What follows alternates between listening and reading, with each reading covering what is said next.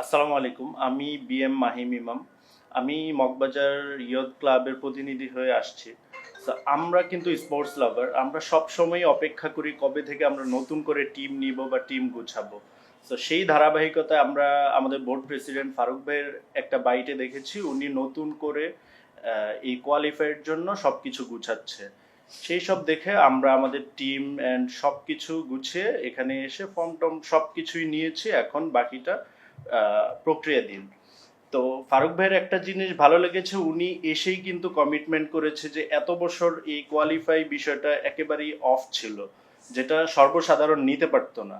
এখন সেটা উনি স্বচ্ছভাবে সুন্দরভাবে কমিটমেন্ট করে শুরু করেছে, সেই জন্য ফারুক ভাইকে অবশ্যই ধন্যবাদ এবং কৃতজ্ঞতা।